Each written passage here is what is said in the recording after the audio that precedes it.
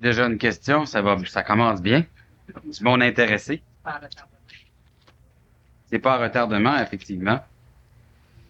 Eh bien, comprendre l'intelligence de la souffrance. Y a-t-il quelqu'un qui comprend ça? Quand j'ai lu ça, j'ai dit c'est le bouquet. Qui parmi nous pense vraiment que la souffrance est intelligent? Du moins, à courte vue, on peut penser que c'est ça. Qui parmi nous sommes intéressés de souffrir, par obligation ou non? Y a-t-il du monde qui lève leur main? En constatant que l'on souffre souvent et beaucoup, un peu trop à notre goût, on finit par croire qu'on en est condamné de souffrir absolument pour s'améliorer. Et puis on commence à un moment donné à en avoir ras-le-bol de souffrir pour s'améliorer. C'est toujours à recommencer, hein? Vous savez ça? Pourquoi devrions-nous souffrir? C'est une question que je me suis posée. Sommes-nous obligés ou condamnés à souffrir? Pour qui on souffre? Ou pourquoi? On va inviter Daniel Kemp à nous expliquer ça. Comme seul il est capable de le faire avec une toute autre dimension que l'on connaisse, que ce soit du côté médical ou autre. Alors, cette intelligence de la souffrance, Daniel va nous expliquer ça tout autrement. Invitons-le.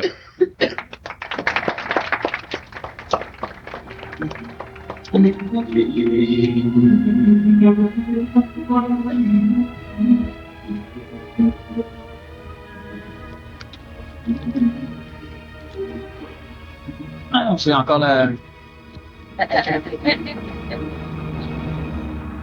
Si vieille mémoire qui se trimballe.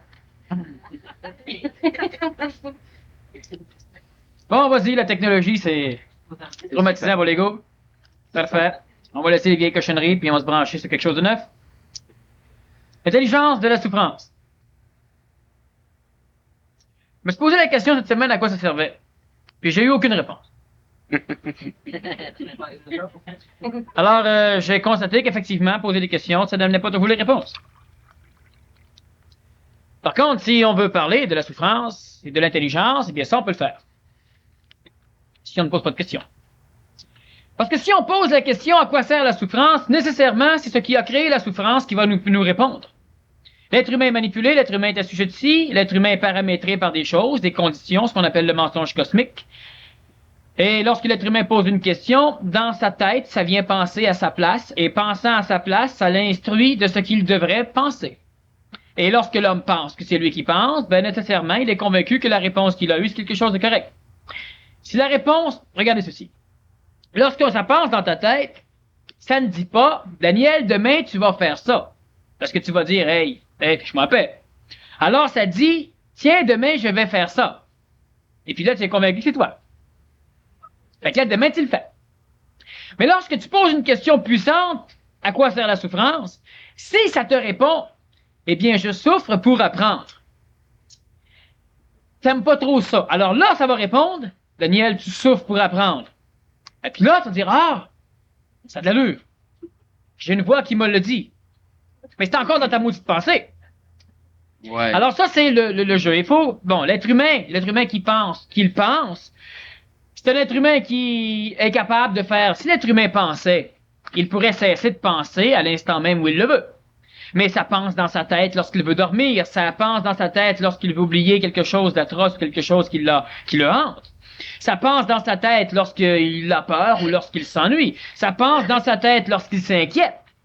On n'a qu'à dire à un individu, bah oui, mais cesse de t'inquiéter. C'est facile à dire. Mais ça s'inquiète pareil. Cesse d'avoir peur. Oui, je comprends, mais pourquoi tu as peur des ascenseurs? C'est toi qui penses. Cesse d'avoir peur des ascenseurs. C'est facile à dire, mais quand j'arrive, là, c'est plus fort que moi. C'est en plein ça. Ben plein ça. La souffrance, c'est le même phénomène. Quand l'être humain pose une question, Une question qui demande de la connaissance, mais une connaissance très proche de l'instantanéité. Disons une question. Parce que lorsque l'on pose une question, nécessairement, on recherche une réponse. Et la question provenant de l'expérience, c'est-à-dire provenant du passé, la réponse ne peut que provenir du passé. C'est pourquoi celui qui se pose des questions ne peut pas avoir de réponse supramentale, c'est-à-dire qu'il ne peut pas avoir de réponse instantanée. On doit lui poser une question pour qu'il puisse répondre instantanément, étant donné que lorsque tu poses la question, pour l'individu qui va répondre, ça devient un événement instantané. Alors que s'il se la pose, il y a de fortes possibilités qu'elle ait germé dans sa mémoire avant, donc elle n'est plus instantanée lorsqu'elle arrive à sa conscience. Pourquoi je ne peux pas me répondre, mais je peux te répondre.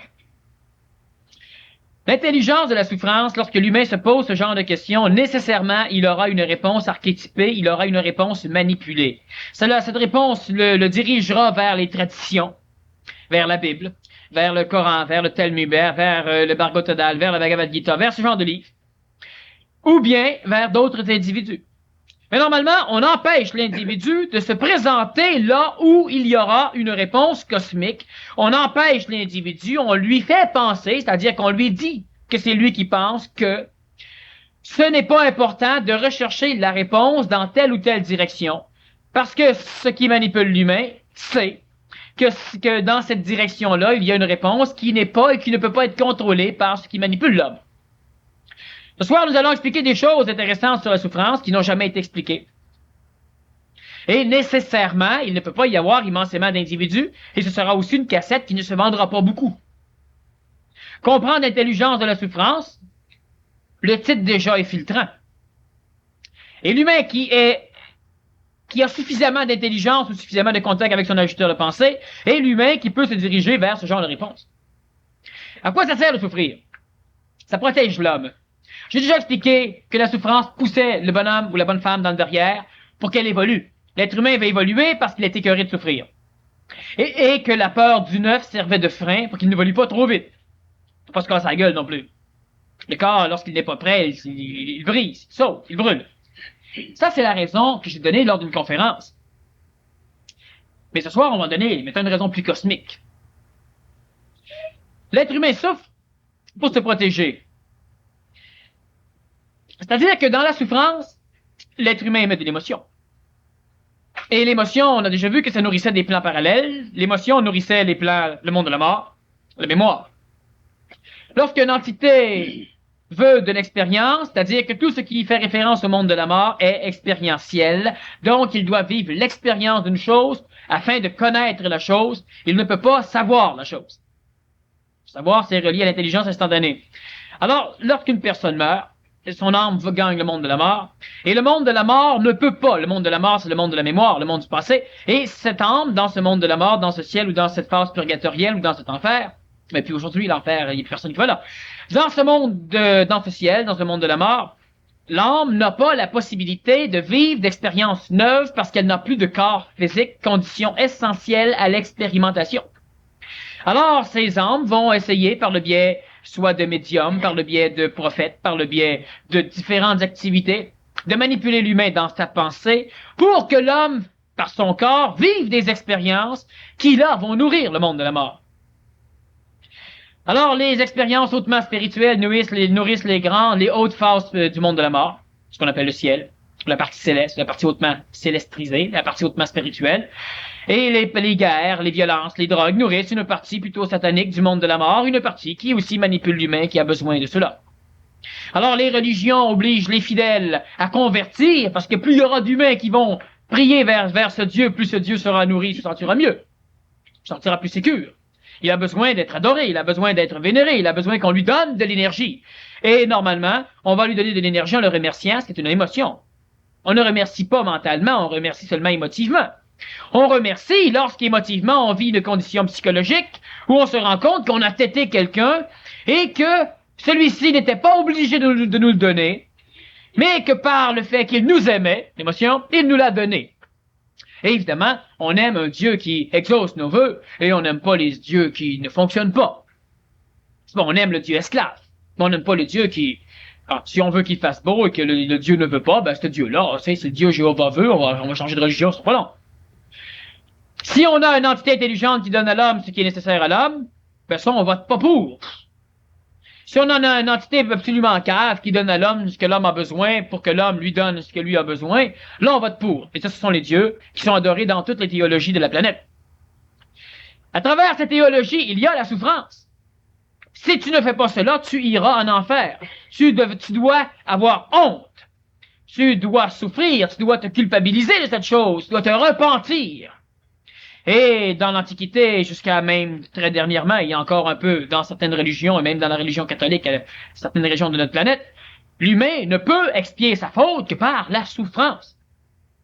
D'ailleurs, l'idée suprême de la souffrance, qu'est-ce que c'est? C'est parce qu'à un moment donné, une femme a ramassé une pomme, elle en a pris une croquée, puis elle l'a donnée à son chum. Faut que l'humanité souffre à jamais. Alors, les dieux n'ont pas besoin de la souffrance de l'homme, ils n'ont besoin maudit. C'est ce qui les rend heureux. Maintenant, lorsque l'être humain parle d'un Dieu qui ne veut pas la souffrance de l'homme, oui, mais ce Dieu n'a pas de puissance. Le Dieu qui veut que l'humain vive en paix, ce Dieu n'a pas de puissance. Parce que l'humain qui est en paix se fait envahir par le peuple à côté qui est en guerre. Alors, il souffre autant. Ah, on en a eu on a eu des saints, ils étaient heureux, ils étaient connectés à ce qu'ils voudront. Ils sont morts la tête en bas, se crucifier. Mais justement, c'est l'homme qui a créé les dieux. Les dieux auxquels l'homme s'adresse, oui. Ils ont été créés à la ressemblance et à l'image de l'homme dans le début. C'est Dieu. Je veux dire qu'il y a une nuance. Ceux qui ont été créés par l'homme, ce ne sont pas ceux-là qui, ce sont pas ceux-là qui gèrent l'énergie de la souffrance. Et oui, ils gèrent l'énergie de la souffrance, mais ils sont gérés par de l'intelligence. Et l'intelligence n'appartient pas à ces dieux, elle appartient à l'intelligence. C'est une vaste, ni plus ni moins, mécanicité évolutive. Regarde bien ce qui se passe. Il se passe ceci simplement, c'est que j'ai fait des conférences sur le rôle cosmique de l'homme. J'ai expliqué des choses. J'ai dit que plus tard, je reviendrai. Et puis, quand il n'y a pas trop de gens, de temps en temps, ça me plaît de grimper un peu plus haut. Parce qu'il y a comme une filtration qui s'est faite, et puis ça devient intéressant. C'est quoi le rôle cosmique de l'homme? On en a suffisamment parlé dans la conférence sur le rôle cosmique. Mais la souffrance, elle est inhérente à cela pour la simple raison que lorsque l'être humain, lorsque l'intelligence de l'homme, lorsque l'esprit de l'homme était restrifié, lorsqu'il devient planétarisé, lorsqu'il arrive sur la planète, dans une condition extrêmement archaïque de l'époque, disons, anté-dinosaure, l'être humain, le corps physique évolue jusqu'à aujourd'hui. Mais la souffrance, elle sert à quoi? La souffrance, elle sert simplement à ceci. Présentement, vous savez, dans notre univers, il y a déjà des personnes qui ont entendu parler de ce théorème astrophysique qui disait, et qui était astro-ésotériquement physique, qui disait que présentement, il y avait une guerre d'extraterrestres quelque part dans l'univers où on se battait pour gagner la planète Terre. L'enjeu était la Terre. Et puis, il y avait les petits humains là-dessus qui essayaient de s'amuser pendant ce temps-là, là, mais ils s'occupaient, là, mais c'est un peu comme les poules ou les cochons qui se battent pour manger de la nourriture, mais ce qu'ils savent pas, c'est qu'on les laisse faire parce qu'on fait pour se nourrir plus tard. Alors, ils se prennent au sérieux, il y a un cochon qui devient chef des cochons, qui mord les autres, qui bouffe tout, tu sais. Là, il se prend au sérieux. Mais, à un moment donné, on le tue pareil, on le bouffe, c'est fini là. Bon. Alors, c'est ça, un peu. Sauf que l'homme, ce n'est pas le cochon. L'homme a été placé dans une condition similaire.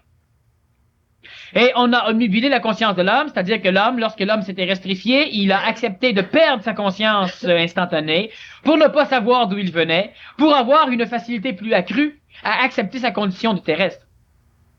Parce qu'il n'y a pas une seule entité intelligente qui resterait sur la planète Terre un peu plus qu'un iota de millième de seconde. Alors, il faut réellement être ignorant pour rester ici.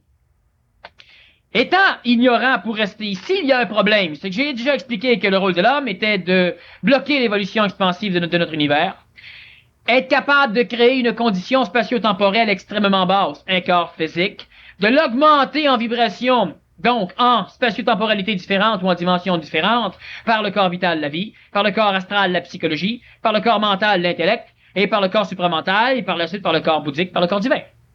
Sauf que dans notre galaxie, de temps en temps, on me pose des questions. Les extraterrestres qui sont plus évolués que nous. Je réponds que ces extraterrestres sont plus évolués que nous.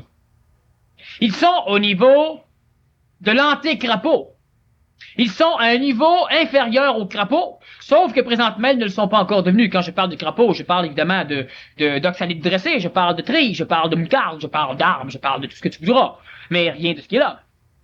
C'est-à-dire qu'il y a dans notre univers des conditions énergétiques qui ont une vibration très haute, et ces conditions énergétiques sont présentement propulsées dans l'univers, disons, expansionniste de la création, Et au fur et à mesure qu'ils s'éloignent du centre source d'où ils ont été projetés, ils perdent en vibration, ils perdent en énergie, parce que leur vibration entre en friction avec le temps, ce qui va créer la condition d'espace, donc ils se densifient.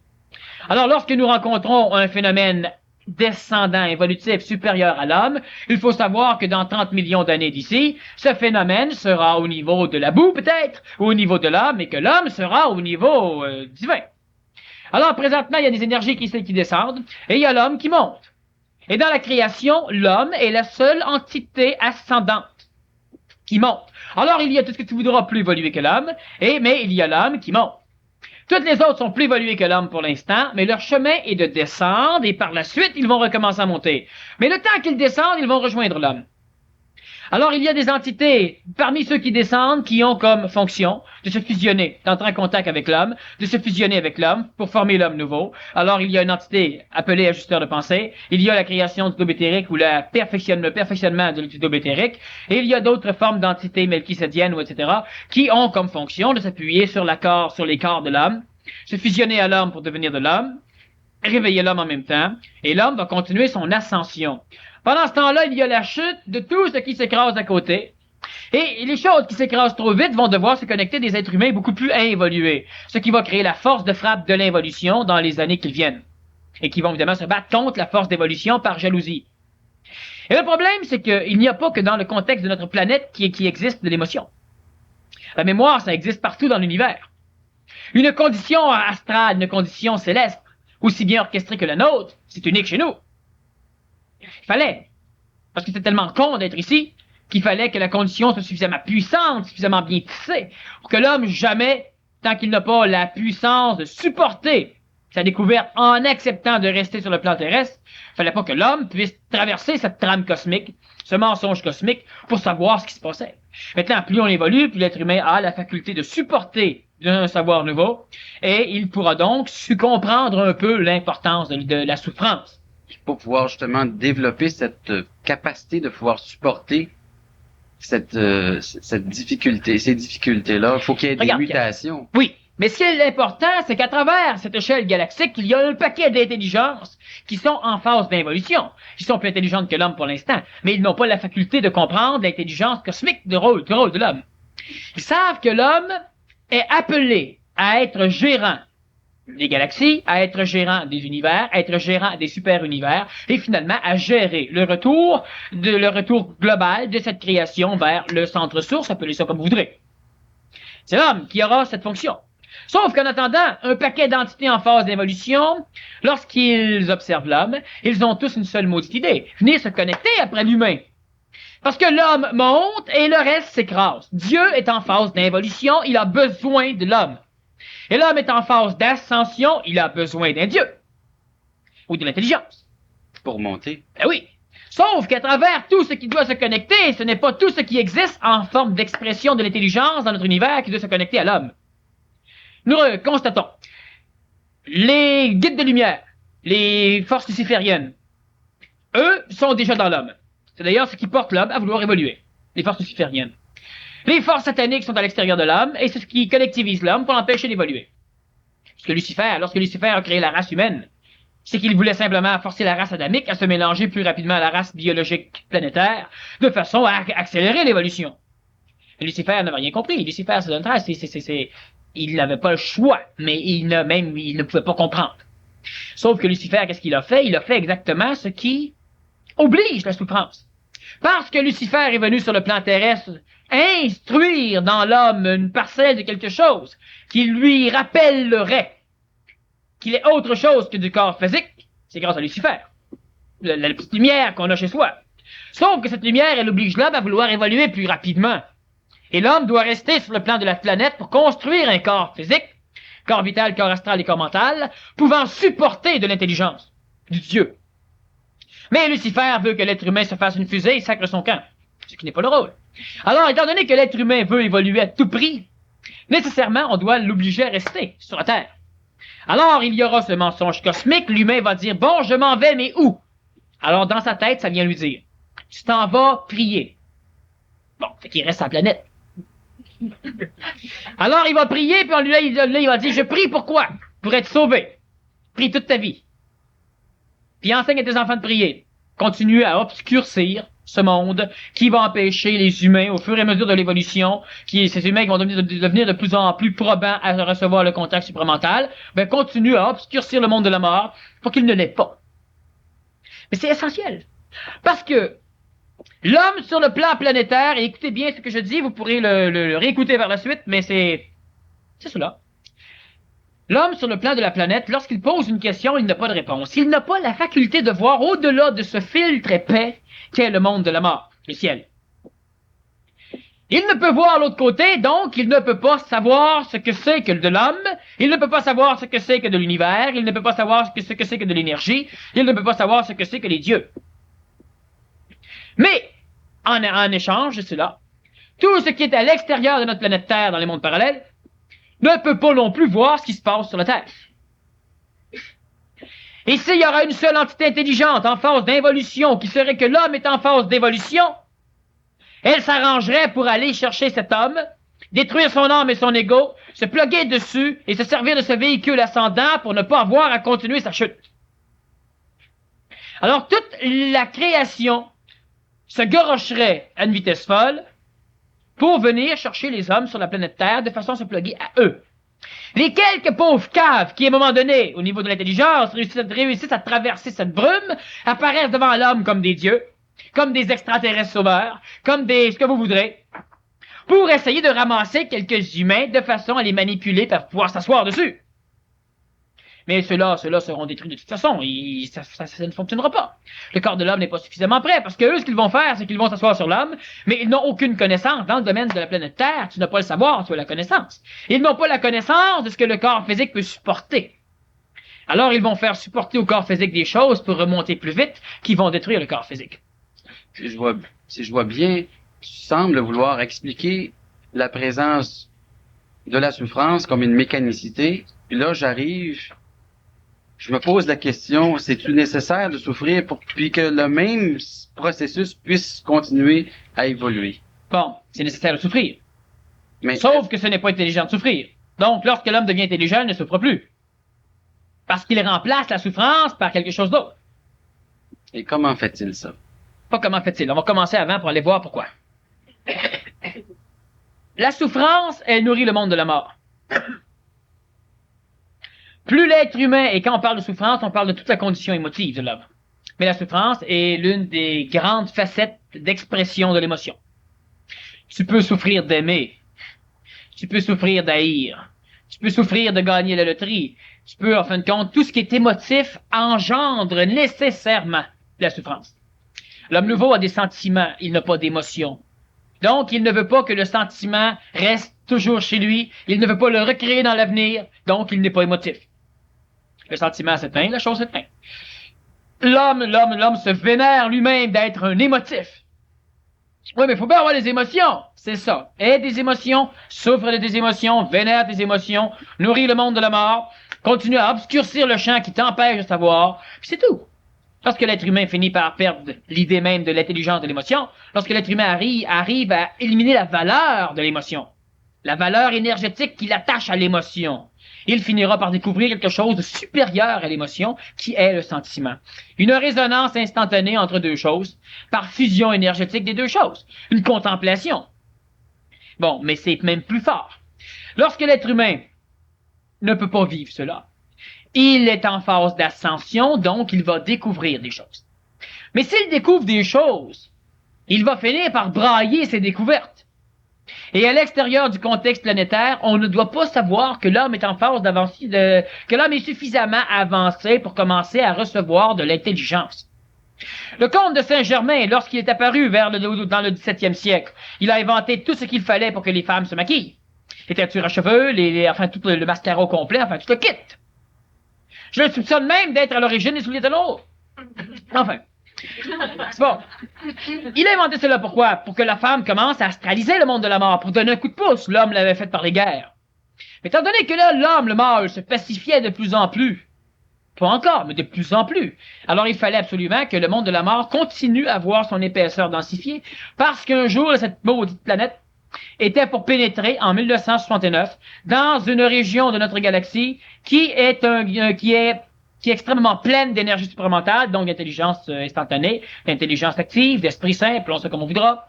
Et lorsque la planète Terre va arriver là-dedans, il ne faudra pas que l'homme reçoive de plein fouet ces énergies. Il fallait donc créer un filtre pour pouvoir obscurcir de façon à ne pas brûler l'homme. Et ce filtre, c'est le monde de la mort, qui a été extrêmement densifié par la souffrance, par les grandes guerres, les 2 dernières grandes guerres. Et étant donné qu'on rentre dans un faisceau de plus en plus puissant, s'il n'y a pas suffisamment d'hommes transitifs et de femmes transitives ou d'hommes nouveaux et de femmes nouvelles d'ici les quelques années qui viennent, il sera nécessaire d'obscurcir encore plus. Parce qu'il y aura des humains qui auront un cerveau suffisamment solide pour toucher l'intelligence, mais ils auront trop d'ego. Alors ils vont prendre de la puissance, la transformer en pouvoir. Et le pouvoir, tu as besoin de l'appliquer, besoin de dominer. Et pour que cela n'arrive pas, il faudra donc une autre guerre. Une autre densification majeure du plan du monde de la mort, et ça se fait très rapidement par la souffrance. Alors nécessairement, une guerre, un apocalypse, ça amène extrêmement de souffrance, et ça permet d'obscurcir encore plus, et il ne restera que l'homme nouveau qui aura la faculté, par son double éthérique, de traverser le monde de la mort. Donc ce filtre pour aller fouiller l'autre bord. Mais le problème, c'est que à l'extérieur, je répète donc que partout dans notre galaxie, entre autres, commençons par ce qui est proche de nous, dans notre galaxie qui contient quelques milliards d'étoiles, il y a des entités évolutives. Il y a des entités, quand je parle évolutives, il faut faire attention, ils sont en phase de descente, donc d'involution, mais cosmiquement, c'est de l'évolution, c'est-à-dire que c'est un peu comme si je dis, tu vas à Québec et tu reviens avec un beigne Dunkin' Donut. Bon, c'est pas les riches qui font ça des fois. En tout cas, je sais qu'il y en a un qui prenait l'avion pour aller acheter du beurre de pinot à l'autre bout des États-Unis, puis il revenait chez lui le manger. Bon. Alors, je te dis, moi, tu pars me chercher ça. Quand est-ce vas-tu être sur le chemin du retour? Du moment que tu pars de la maison, tu es sur le chemin du retour. Évidemment, tu n'es pas rendu à Québec. Mais rendu à Québec, tu reviens. Alors l'homme, dans sa conscience limitée, ne voit que le retour que lorsque tu repars de Québec. Mais en réalité, à l'instant où tu es parti, tu es sur le chemin du retour. Tu comprends ce que je veux dire? Oui. C'est évident. Alors, la phase d'évolution cosmique, même si tu es en train de t'écraser, t'évolues. Parce que de toute façon, il faut que tu passes par là. Donc, en partant, c'est évolutif. Pour arriver là, il faut que tu passes là. Donc, pour arriver là, tu es déjà en chemin. C'est pas juste quand tu remontes. Partout dans cette galaxie, il y a des entités en phase évolutive qui sont en train de perdre de l'énergie. Et ils savent que quelque part dans cette création, il y a une planète dans un système particulier, avec des conditions particulières, une planète où on est en train, où l'intelligence a accepté de descendre, et ça c'est vous, pour construire un véhicule spatio-temporel, on appelle ça matériel dans cette densification, un véhicule qui sera vivant, animé, permettant après ça l'intelligence de pouvoir, par le biais des plans astraux et des manipulations, pouvoir le faire bouger et l'amener à créer de l'expérience. L'homme est un être expérientiel pour la simple raison que l'expérience crée de la mémoire, et la mémoire, elle stocke, elle est stagnante. Étant stagnante, ça fait comme un gros nuage de fumée qui empêche l'homme de voir et qui empêche tout ce qui est à l'extérieur de voir. Alors il y a une planète, quelque part dans ce système galaxique, où les intelligences sont en phase de descente, peuvent percevoir qu'il y a sur cette planète quelque chose d'animé, l'homme. Et de temps en temps, on vient voir ce qui se passe. Et lorsqu'on approche, on se densifie.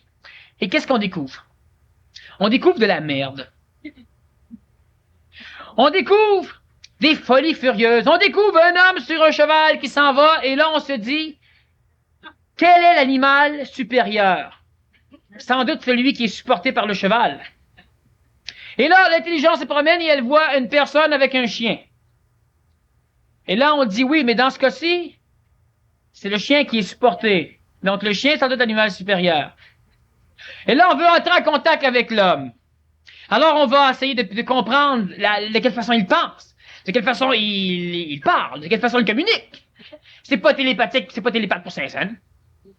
Tu parles dans une langue, il comprend pas les mots. Tu dis que c'est beau, il pense que c'est merveilleux. Tu dis que c'est beau, il pense que c'est laid. Hein, parce qu'il colore tout. Tu vas dans un autre endroit, on parle une autre maudite langue. Tu veux voir qu'est-ce que cet humain-là vit. Il est tout à fait dissocié d'un standard, même s'il réagit à une collectivité dans l'ensemble, ce qui fuck absolument tout. Tu demandes à quelqu'un quelle est ta couleur préférée, bleu. Tu demandes à un autre, jaune. Donc, ils sont différents. Tu regardes aller, ils font la même affaire. Canadien gagne comme Stanley, jaune ou bleu, on casse tout. Alors, l'intelligence te dit, sac son collectif, puis en même temps, quand tu ramasses sur la collectivité, il s'individualise. Quand tu ramasses individuellement, c'est collectif. C'est fait. Le gars, il va évoluer, tu vas le voir, je suis un dieu. Il sort la Bible tout de suite. Donc, c'est collectif tout de suite. Tous ceux qui viennent fouiller ne découvrent ici puissance. Mais qui finalement, quand tu regardes ça cosmiquement, tu te dis, tabarnouche, il est tout content parce que le beigne était chaud. Puis le reste de la journée, il gueule contre tout. Tu te dis, les puissances que l'humain a, faut être cave. Où en est l'intelligence? Alors, ces intelligences-là recherchent encore partout où est cette planète laboratoire, cette planète où, effectivement, l'involution est terminée, cette planète où l'ascension est commencée, de façon à venir atterrir sur ces phénomènes pour les voler. Étant donné que les intelligences extérieures sont plus puissantes dans l'expression actuelle créatrice que l'homme, cela va de soi que s'il rencontre un homme, il le pogne tout de suite, il le finalise, puis il sacre le camp avec. Ils peuvent pas sacrer leur camp avec, j'expliquais. On a une copule de de grands maîtres, qui sont un peu partout sur la planète, et qui sont justement des résidus de personnes qui se sont pris au sérieux, qui ont eu suffisamment, par leur corps physique, de possibilités pour rejoindre le contact supramental, et ils se sont fusionnés immédiatement à ce qu'il y avait là. Mais ce qu'il y avait là, ce n'était pas ce qu'attendait l'homme. Ils sont restés pognés dans le contexte de notre planète parce qu'une partie de leur esprit est chez eux et le reste est chez les autres humains. On a déjà expliqué qu'il y avait 14 faisceaux d'énergie. Il y en a un qui est venu ici qui est parti avec le sien, le Nazaréen. Lui a ramassé le 13e faisceau, mais il n'est pas complété. Et il reste 12 faisceaux. Et ces 12 faisceaux vont donner 144 000 élus, 144 853 si on compte les siens. Les êtres humains qui, par processus de réincarnation pluralitaire fusionnelle, vont être capables de recevoir l'humanité. Maintenant, ce qu'il faut comprendre, c'est que ces Melchisédek, pardon, pas ces Melchisédek, mais ces grands maîtres, lorsqu'ils ont une partie du faisceau de l'esprit d'un des 12 faisceaux chez eux, il reste tous leurs frères et sœurs en esprit qui traînent un peu partout sur la planète à souffrir, à vivre une expérience, à comprendre, à oublier, par commencer, à comprendre, à oublier, par commencer. Et puis ceux-là, qu'est-ce qu'ils sont obligés de faire? Ils sont obligés d'instruire ses frères et sœurs en esprit de façon à les faire monter. Et c'est pourquoi ces grands énergumènes s'intéressent à l'évolution de l'homme. Et lorsque ces frères et sœurs en esprit arrivent à un niveau où ils peuvent monter plus haut, ces grands énergumènes ne veulent pas. Et là, les grands maîtres commencent à obliger ces humains à stagner. Ils vont donc engendrer encore une fois des phénomènes de souffrance pour obscurcir, parce qu'on ne veut pas. Si je suis un grand maître et que tu es plugué sur le même esprit que moi, si moi je veux m'en aller, ton esprit est ici, ce qui fait je n'irai pas loin, parce que toi et moi on est pareil. Alors, ou bien faut que je t'amène avec moi si je veux ramasser le faisceau, ou bien je reste pogné. Et présentement, je reste pogné. Alors, qu'est-ce que je fais? Je viens te voir, je t'envoie des petites expériences, je pense dans ta tête, et puis, etc. Je te force à évoluer. Quand t'es rendu à peu près au même niveau que moi, là, faut évoluer, faut faire évoluer les autres. Fait que là, m'a te missionner. Là, m'a te dire que t'as une mission. Grand machin chouette, t'as missionné, bon, petit machin chouette. Et puis là, tu pars en mission, tout content, t'sais, quelqu'un qui pense à toi, puis là, t'as un rôle à jouer, puis tu t'en vas.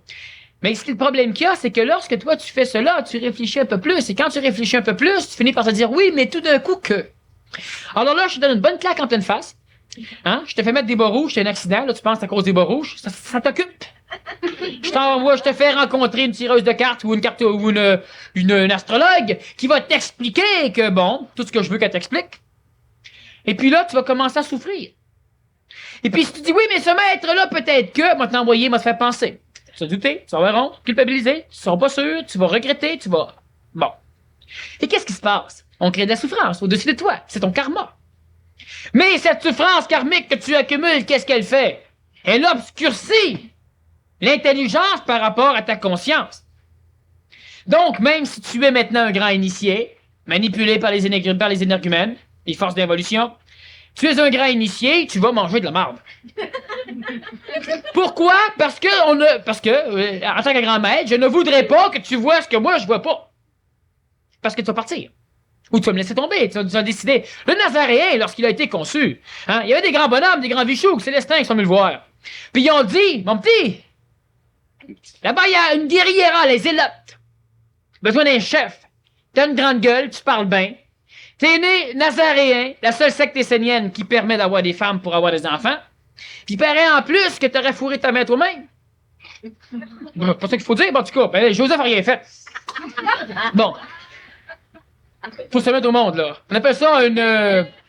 comment on appelle ça? Un enfantement immaculé? Je sais pas trop. En tout cas, je sais pas. Bon. Par le Saint-Esprit, ben, le Nazaréen, il était le Saint-Esprit, c'était le Christ. Bon. Ça arrive au même. Hein? C'est le Christ qui... Bon. Alors, ce qui arrive, c'est qu'on lui a dit, tu vas être le roi des Juifs, parce que génétiquement, tu as tout ce qu'il faut. Et le Nazaréen, ben, il a dit oui, ok, parfait, chapeau. Et puis, il voulait devenir le roi des Zélotes. Et puis, il s'est instruit, il a fouillé, il est allé en Égypte, il est allé aux Indes, il est allé à Rome, il est allé, ben, à Rome, oui, à l'époque. Il est allé aussi en Grèce, il est allé à plusieurs places. Et puis, à un moment donné, ben, là-dedans, ça travaillait. Pourquoi? Parce qu'il y avait un contact christique qui était en train de s'opérer. Ce que Joshua savait, mais il savait pas trop. Alors, on a voulu le faire souffrir, pour obscurcir, mais peut-être un peu tard. Ce qui restait, ça l'a emmené sur la croix, mais c'est une autre chose. Alors, à un moment donné, ce Nazaréen, il a fini par voir des choses que les prêtres ne voyaient pas. Et il a échappé. Melchisédek, l'un des prêtres de l'époque, couru après tout le temps. Et on a fini par s'arranger. Les Juifs ont fini par s'organiser pour l'éliminer. La jalousie. Mais le Nazaréen avait vu d'autres choses. Et c'est pourquoi, à un moment donné, ben, mon royaume n'est pas de ce monde.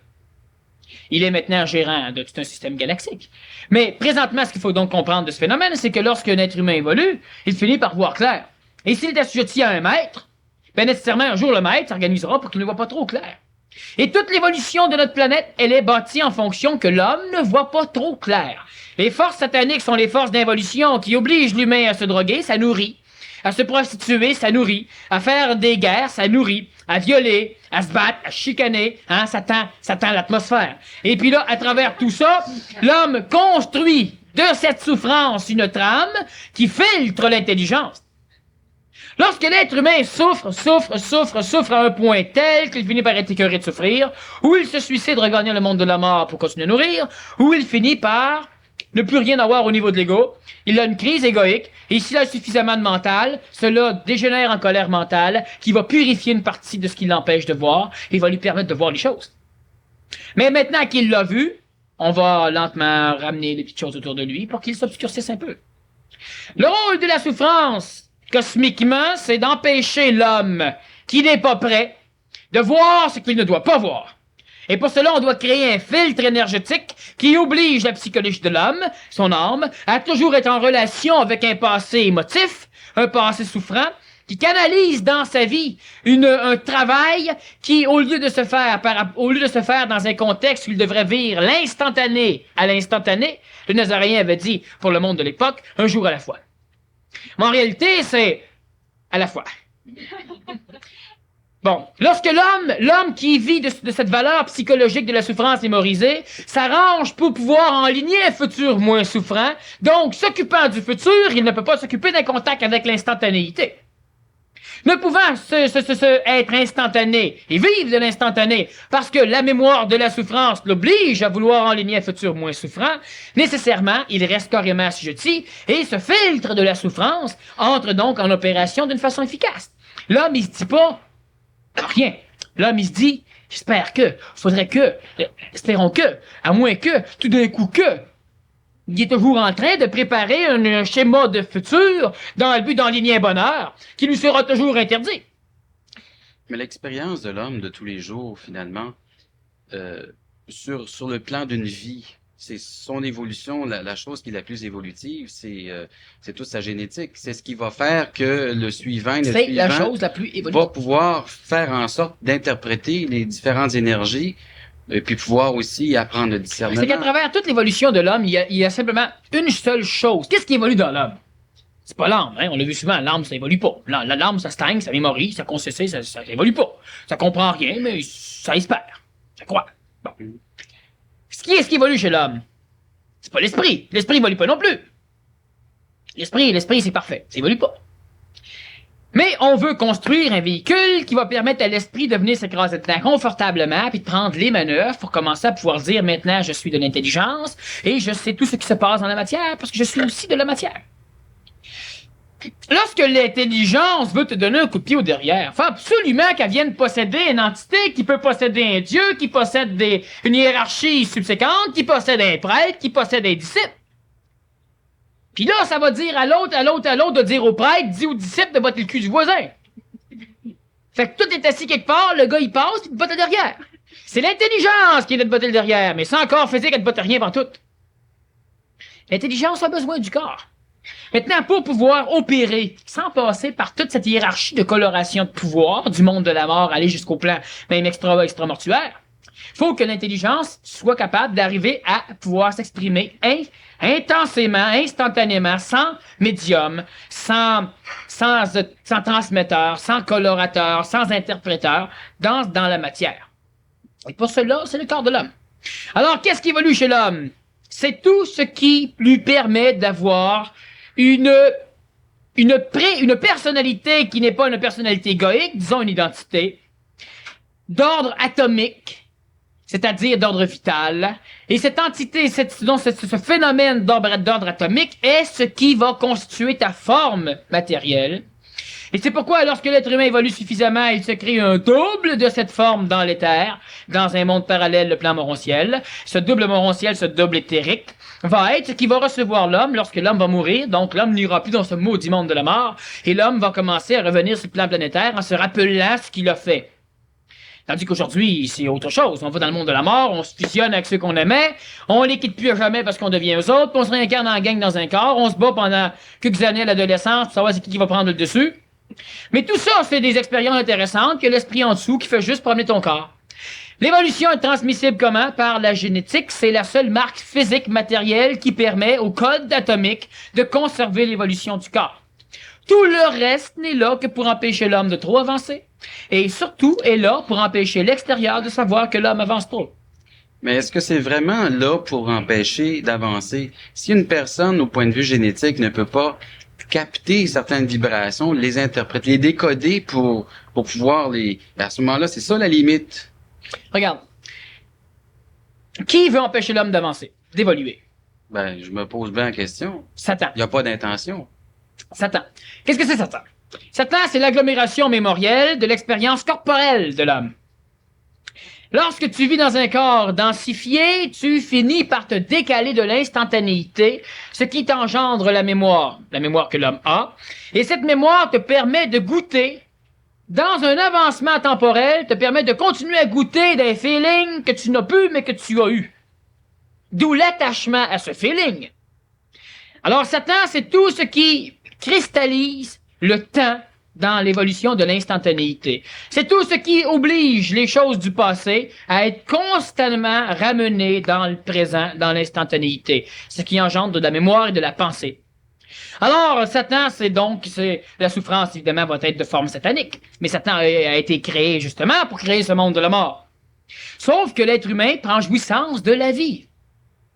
Le sexe, on a vu un peu la semaine dernière, faisait noir un peu, mais on a vu quand même quelque chose. La sexualité, qu'est-ce que c'est? Ça amène une jouissance mémorielle extrême à l'homme. Et il gaspille beaucoup d'énergie vitale. Alors, nécessairement, les forces sataniques vont faire jouir l'homme du sexe, et l'homme, en jouissant, il continue à rechercher le sexe. Donc, il ne peut pas avancer au même rythme qu'il pourrait avancer sans cela. Ce qu'il faut comprendre, c'est que la souffrance, elle est là, non pas pour vous, en tant qu'égaux, elle est là pour protéger l'homme. C'est comme si je suis un grand stratège militaire, et puis je décide d'envahir votre pays. Je vais envahir quelques pays parce que le mien, là, c'est en décadence totale. Oh, tout va bien. Mais là, ça sent, je sens que ça s'en va. Parce que tout va bien, mais ça a déjà été mieux. Donc, en partant, ma courbe de croissance, elle est involutive. Alors, je dis, je vais envahir les pays. Ici, on a un pays, ici, on a un pays. Alors, je commence par m'informer, n'est-ce pas? Qu'est-ce qu'ils ont pour se défendre? Absolument rien. Tout bout. Parce que là, il n'y a pas grand-chose pour se défendre. Oh, il y a des hommes nouveaux qui s'en viennent. Il y aura des choses. Pour l'instant. Alors, je vais dire, bon, j'observe un peu ici dans ce pays, puis là, ici, l'eau de source est pure, il y a les arbres, c'est merveilleux, les animaux, ils meurent tout seuls, puis ils se dépecent eux-mêmes, tu sais, c'est parfait pour te nourrir. C'est génial. Là, je regarde du côté ici, les animaux sont malades. 1 sur 2 a la tuberculose. Ah, l'homme sait comment les différencier, mais, tu sais, ici, ils sont tous beaux. Quel pays m'envahir le premier? Celui-là. Eux autres, ils souffrent. Mais je les envahirai pas. Penses-tu qu'on me ramasser là? Pas intéressé par tout. Alors, je fouille dans l'univers à la recherche d'endroits très évolués, même en phase d'involution. J'envahis pour aller voir, puis je me fais ramasser. Puis à travers tout cela, ben, il y a toujours un maudit pays, la planète Terre, où ce que là-dedans, là, tu fais que mettre le doigt, tu ressors de là, t'as plus de doigt, c'est pollué, c'est noir, c'est gluant, tu sais. Tu veux pas y aller. Alors, eux autres, ils souffrent. Sauf que l'expérience évolutive ascendante, la création des corps subtils inférieurs qui va permettre à l'intelligence de supporter, se poursuit même à travers la souffrance. La souffrance n'empêche pas l'intelligence d'agir. Est-ce que ça veut dire que cette expérience tout à fait exceptionnelle de l'homme qui vient chercher ici sur la planète va faire évoluer un corps tellement puissant sur le plan génétique, qui va pouvoir à ce moment-là engendrer de par le fait même une plus grande puissance que les puissances cosmiques qui actuellement contrôlent notre milieu. Bon, c'est dangereux comme question. Est-ce que l'homme pourra un jour être gérant de toutes les puissances cosmiques qui présentement gèrent la galaxie ou gèrent les univers? Oui. Et c'est ça le problème. C'est que toutes ces hiérarchies-là recherchent, ça l'aide à comprendre un peu quand on fait des parallèles. Il y a un bonhomme sur la planète, à un moment donné, qui a entendu parler que venait de naître un enfant qui deviendrait le roi. Qu'est-ce qu'il a fait? Il a envoyé ses armées à travers le pays pour tuer les enfants de 2 ans et moins. Qu'est-ce qui arrive? On la recherche, la Terre, en sacrableu. En vache.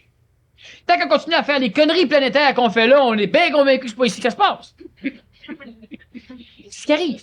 Ces hiérarchies-là ne veulent pas que l'homme devienne supérieur à eux. Ils sont en phase d'involution. Et on va dire, oui, mais Dieu... Faire attention, Dieu, on peut le parler sur un maudit paquet de plans. Faisons juste nous rappeler qu'à travers ces dieux, Dieu aurait créé Lucifer, un porteur de lumière génial, qui apparemment a envoyé l'homme en chute libre. Dans ces hiérarchies, il y a de l'intelligence. Mais cette intelligence, elle est en phase d'involution, et elle va faire quoi? Elle va s'arranger pour se connecter à l'homme. Se connectant à l'homme, elle colorera l'homme, et l'homme qui est présentement en train de se créer un canal avec ce qui est créateur de cette création, va être coloré. Donc, c'est-à-dire qu'on aura à un moment donné une intelligence de quelque envergure que tu voudras, qui viendra se placer dans l'homme, et qui colorera le contact avec l'intelligence source entre l'homme, la matière, et ce qui est au-delà de l'énergie. Alors, l'homme ne doit pas se plugger là. L'homme ne doit pas se connecter à ce genre de hiérarchie. L'homme est la hiérarchie suprême qui est partie de là, qui est allé dans le peuple s'habiller en guenille, de façon à connaître tout ce qui se passe dans le peuple, de façon à connaître tout ce qu'il y a là. Puis un jour, ce bonhomme-là, il va frapper aux portes d'un gros royaume, et puis les soldats vont dire « Hey, tu pues votre temps! » Il faudra qu'il rentre par une autre porte souterraine que peut-être il avait oubliée, pour ne pas parler lorsqu'il était trop jeune, et qu'il va redécouvrir maintenant qu'il a appris à se taire, et il va rentrer là-dedans, et puis là, il va devoir traverser toute la gang de caves qui vont trouver qui pue, jusqu'à une personne qui, lorsque celle-ci va la reconnaître, cette personne pourra dire « Hey, mais tu es le roi! » Et comme elle a l'autorité sur toute la gang de cons, ben ceux qui vont dire « Mais pourtant, elle pue! » Ben ils vont dire « Si elle la reconnaît, c'est que c'est vrai. » Là, ils vont tenir s'excuser. Mais il t'aurait tué tout le long en montant, hein? Parce que quand toi t'arrives là, tu tasses toute la hiérarchie d'un cran. Tout le monde se ramasse sur le cul. Le lieutenant obéit au capitaine, le capitaine au roi. Le roi, c'est un roi temporaire. Quand toi t'arrives là, le roi devient capitaine, le capitaine devient lieutenant, le lieutenant devient soldat. Fait qu'il n'y en a pas un là-dedans qui tient ce qui t'arrive. C'était beau. Alors, c'est ce qu'il faut comprendre. À travers, l'homme a ce rôle cosmique de cessation d'expansion évolutive de notre univers, qui est en réalité une forme, disons, d'involution. Et la souffrance, l'intelligence de la souffrance, c'est de permettre de créer un filtre merveilleux dans lequel viennent boire les entités extérieures à l'homme, et lorsqu'ils viennent boire là-dedans, ils se rendent compte que c'est pas là que ça se passe.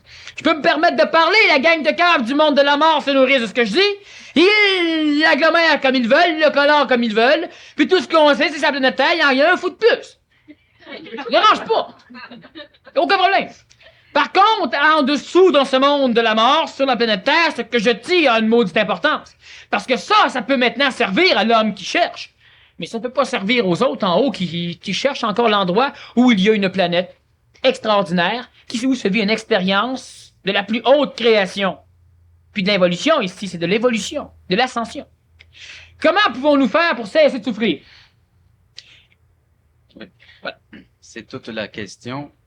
Puis Plus tu fais souffrir des gens, moins tu souffres. Oui, parce que tu mets au moins ton quota de souffrance. Non, ben, On te donne un effectivement, break, tu nourris. il y en a beaucoup qui voudraient avoir cette possibilité d'échanger la souffrance avec une autre mécanicité qui est moins souffrante pour arriver à maintenir Faire un la pacte même avec le diable, tu souffres plus. chose. Ben oui, mais Mais c'était pas intelligent. Bon, exact. ça va de soi. Mais à part de ça. À part de ça. L'homme doit créer des substances ondoformiques, des formes pensées, qui auront une puissance mentale suffisante pour traverser tout le monde de la mort qui est astral, donc qui est plus dense. Hein? C'est plus subtil la forme mentale, elle va monter. Et elle va aller se placer à la surface de cette sphère, qui est le monde de la mort, qui est limitée par la finalité de notre atmosphère terrestre. Et lorsque les caves vont venir lire dessus, il faudra qu'ils lisent ces formes. Lisant ces formes, cela va les contenter, et là on pourra de la planète tout changer ce qui est là. Et au lieu d'avoir un filtre inconscient et volontaire créé par l'ignorance de l'homme et par la souffrance, on pourra avoir non plus un filtre, mais une plaque de projection de lecture où les autres pourront venir voir qu'en bas c'est pire que pire. Autrement dit, on pourrait être capable de créer un onde de forme qui recouvrerait notre planète, un onde de forme où tous ceux qui viendraient lire là, les entités extérieures des mondes parallèles, pourraient venir dire « Oh, puis c'est l'apocalypse! Sauf qui peut. » Mais sa planète, c'est le paradis. Oui. Mais de l'extérieur, ils sont convaincus qu'on est en train de s'entre-déchirer, de se battre et qu'on mange la marbre. OK, Ils viendront pas ici. On la met au cap petit nuage de poussière atomique en haut. Mm. Puis ils sont contents. Comment on peut en arriver là? L'homme doit passer, il va passer de toute façon à cette phase où on créera une religion mentale. Je ne créerai pas cette religion, elle va se créer et il y aura suffisamment de bonhommes et de bonnes femmes pour pouvoir travailler là-dedans. Cette religion mentale, elle va évidemment être contrôlée dans une certaine forme par les hommes et les femmes nouvelles. C'est-à-dire qu'on sera capable, l'homme sera capable, d'instruire dans le monde de la mort des néotypes, c'est-à-dire des formes pensées neuves, comprenant l'intelligence de ne pas aller crier dans tout l'univers que nous sommes puissants. Si tu ne te prends pas au sérieux, pas de danger. Tu apprendras à faire ta grand boîte. Et lorsque chacun d'entre les humains ici sont capables, je vais y revenir, lorsque l'homme nouveau va être capable de créer ce néotype, il va lentement placer une espèce de mensonge planétaire. On est régi par le mensonge cosmique, c'est con, puis il est temps que ça cesse. On a eu ce mensonge cosmique pour apprendre toutes les conneries. À un moment donné, l'homme aura cette possibilité de se connecter, et ça sera son tour de mettre des conneries pour instruire les caves qui ont instruit l'homme du mensonge cosmique. La gang de cons, il n'y a pas seulement notre planète où il y a des êtres qui sont en phase disons, d'évolution descendante. Parce que l'humanité a vécu une phase d'évolution extrêmement descendante. Des bonhommes comme tous ceux qui sont ici, là, ils rencontraient des entités puis ils parlaient avec eux autres. Ça fait des belles lurettes qu'on n'en voit plus. Parce que l'humain était plus haut. Donc, il avait la possibilité d'entrer en contact avec des parties célestes plus hautes. Mais plus il se densifiait, plus il obscurcissait ce ciel, parce que lorsqu'il baissait, il savait pourquoi il venait, mais une fois qu'il est rendu dans le trou, il se rappelle plus. Là, il veut partir. Si c'est suffisamment densifié, ben évidemment, on lui dit de rester là. Qu'un jour, à la fin des temps, on va venir le chercher. Que les 800 millions de milliards d'humains vont pouvoir vivre sa planète. Parce qu'il est ses pieds. La résurrection des morts. On va sortir des tombeaux. Fait, ceux qui sont brûlés, ben... Je sais pas, en tout cas. Il faut que le vent pousse dans la même direction pour ramener les cendres. Hein? Ils sont répandus dans la mer et tout et tout. C'est ça, bon. En tout cas, ce serait pas beau La quand mer va se lever, en tout cas. La mer va se lever, oui, avec les personnes qui viennent dedans. Bon. Ce qu'il faut comprendre, c'est que, présentement, donc, l'être humain souffre. Chaque humain est assujetti à ce karma. Et le karma, qu'est-ce que c'est? Il y a différentes formes de karma, on l'a vu dans différentes conférences. Il y a le karma individuel, celui que tu devras porter seul, qui est seulement limité au filtre que tu te dois de t'imposer pour ne pas voir clair. Élimine ce karma et fous-toi du reste. Nécessairement, tu es en phase d'évolution ascendante majeure. Tu as trop d'ego, nécessairement, tu pourras être assujetti à Satan, qui te obligera à mettre du karma en haut de toi. C'est-à-dire qu'ayant trop d'ego, si tu n'es pas suffisamment égoïsé, tu te prendras au sérieux, tu feras des conneries inécologiques qui vont engendrer des souffrances, du karma en haut de toi va encore te ralentir. Bon. Ce qui arrive, c'est que là, on a donc le karma individuel, il y a le karma relatif. Ça, c'est la plus grande farce donnée à l'humain pour l'empêcher de voir clair, ça l'amène à souffrir. Le karma relatif est souvent vécu par l'homme comme étant la culpabilité. C'est pas de ta faute. Alors cesse de manger des cochonneries parce que tu penses que c'est de ta faute, ce n'est pas de la tienne. Mais tant que tu fais ça, tu souffres. Tant que tu souffres, tu mets des strates de karma en toi, et nécessairement, tu comprends plus. Tu peux pas comprendre non plus. Tu souffres trop. Aime vivre. Ouais, mais là, je viens de me faire péter 4 pneus. Aime vivre. Fous-toi-en de tes pneus. Tu auras l'intelligence. Parce que le pneu, c'est un peu comme si tu regardais le cochon. Il a bouffé une feuille de chou de plus. On va te tuer pareil à la fin. Fait que prends-la pas, tu sais. Ça revient quasiment à ça. L'homme sort dans le monde de la mort, il revient sur sa planète, il retourne dans le monde de la mort, il revient sur sa planète, puis il s'amuse. Fais le cochon, tu le bouffes. Souvent, c'est bouffes un cochon. Oh, ça se promène un peu. Ce qu'il faut donc bien saisir, c'est que lorsque l'être humain vit de ce culte, de ce karma relatif, un karma relatif, c'est-à-dire ce karma qui est relatif à ce que vous voulez bien vivre, la honte, la peur, la gêne, la timidité, la ceci, la cela. Karma relatif. C'est une farce. Qui est très relatif à tous et chacun. À chaque individu. C'est pourquoi je l'appelle karma relatif. Et ça amène l'individu à ne pas être capable de voir. Ouais, mais là, ça fait 3 ans là, que je veux, là, mais ça marche pas, là. Je comprends plus. Tu peux pas comprendre, faut autant que tu broyes. Pas comprendre. Oui, mais ça n'a aucune intelligence. Ça va de soi, tu peux plus comprendre. Trouve le monde beau. Pas philosophiquement, dis pas « et que c'est beau ». Non, cesse de dire « et que c'est laid ». C'est tout. Oui, parce que sinon, ça devient aussi un autre fil. Oui, ferme ta boîte. C'est bon, lâche pas. Alors, notre bonhomme, notre bonne femme, lorsqu'il est capable ou lorsqu'elle est capable, de commencer à s'en foutre. Tu sais, je le fais souvent, c'est amusant. Tu sais, de s'en foutre, en tout cas. Lorsqu'il est capable de s'en foutre. C'est-à-dire qu'il va dire, bon, c'est pas correct. Il faudrait plus le refaire. C'est en plein ça. Faisons-le plus. Choque-toi pas, gueule pas, crie pas. Fais 3 fois qu'il recommence, petit maudit. Ben oui.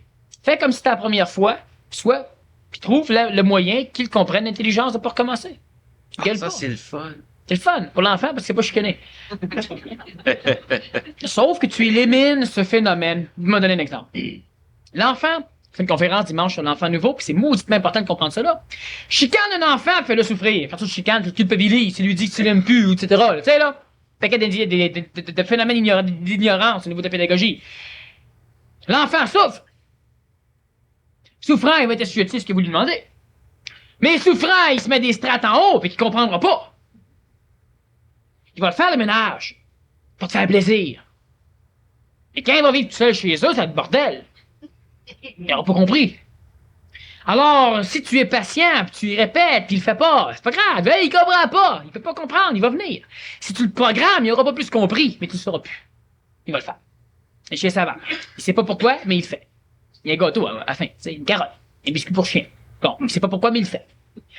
S'il comprend, c'est plus tough l'éducateur, le temps qu'il comprenne, sauf que l'évolution d'un enfant qu'on laisse comprendre, elle est lente. En maudit, on bûche pas dedans. Elle est lente. Mais plus il comprend, plus ça se fait vite. Tandis que celui qu'il faut que tu bûcheras toute ta vie. Parce qu'il comprendra pas. Alors, c'est très important qu'on n'induise pas la souffrance. Et le karma relatif, qui est la plus grosse haute strate de souffrance que vous vivez, ben, il est temps de commencer à observer les choses, de ne pas se prendre au sérieux, puis à commencer à vivre en s'amusant. On va éliminer ça. Elle dit, oui, mais ça fait 2 semaines, là, ça n'a rien changé. Tu n'es pas de même. Tu n'as éliminé un peu, mais tu sais, attends un peu. L'humain, c'est tout de suite. Tu te prends au sérieux, mon petit. Tu te prends au sérieux, tu en remets. Ça s'en va, puis tu vois de plus en plus clair. Puis ça s'en va, puis tu vois plus clair. Puis plus tu vois, plus ça part. Puis à un moment donné, tu es capable d'instruire quelque chose en haut. Pour qu'on te foute la paix à terre, puis pour qu'on risque pas de venir te dire « Hey, t'évolues! Je suis Dieu, machin chouette! Et je suis venu pour toi! » Donne-y un bon coup de pied au derrière, puis dis d'aller voir ailleurs. Celui qui commence à monter, c'est pas long qu'il y ait une entité farfelue des mondes parallèles de l'intelligence extérieure de la planète Terre qui vient lui dire que c'est lui. Passe par la porte d'en bas. Pas par la porte d'en haut. Ça, je la conserve. Tu veux te fusionner à moi, pas de problème. Couché.